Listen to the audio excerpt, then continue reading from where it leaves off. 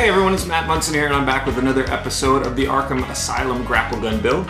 Today, I'm struggling with this. This is the main body of the gun and there are a bunch of slits cut right here. What I'm really working on tonight is trying to find a new and interesting and constructive way to make those slits happen. I think what I'm going to end up doing is building a jig out of MDF and then using some tool that I have on hand to make the cuts. I'm not sure what that is right now, but let's go figure it out. And as a side note, I just installed this light a little while ago to help make things a little easier for filming. The basic idea here is that I'm going to cut a series of slots into this part.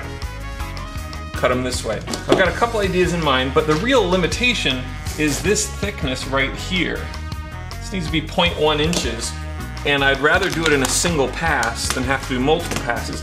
And I also want the bottom to be squared off. Like I don't want like a rounded groove like that. I could get something like that. Maybe with this cutting wheel. I was thinking about that as an option. Let's see what the thickness is on that. It's actually too thin, so I could do that in 2 passes, and that'd get me about where I wanted to be. But that's not gonna give me a real squared off bottom. So I was thinking about using this. No battery in it right now, by the way. I was thinking about using this, but there's all kinds of dangers involved in messing around with this type of tool. Let me see here. Even that's still a little too thin, but I could do it in 2 passes. So let's just go with the assumption that I'm going to use this for now. Oh, and just in case, I also picked up this attachment for the Dremel tool, which kind of makes it function like one of these. The bummer is the tool it comes with is even thinner than that. It also occurred to me to use a bit like this, which would be perfect. Hey, actually, interesting. That is slightly too thick.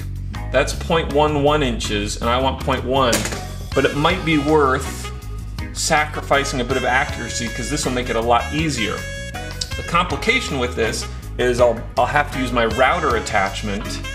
And really the problem is, what I need to build a jig for is so that I can do swipes at it like this, and then advance it, do more swipes, but that advancing has to be very precise, because each slit is a very specific amount apart from the next. Like I don't want them to be unevenly spaced or it'll end up looking like a Luke Return the Jedi saber. Oh yeah.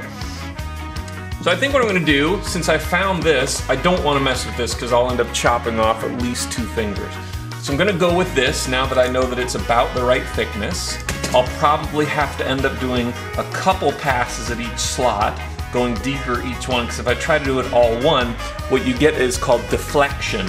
So what that means is when you hit it, the bit will tend to go like that. On a smaller scale, like it won't actually go that far, but it'll deflect, and the cut along the bottom won't be smooth. What I need to do now is build a jig that's going to hold this in place steadily, let me run my router back and forth on this, and let me advance this at certain increments. That's the trick.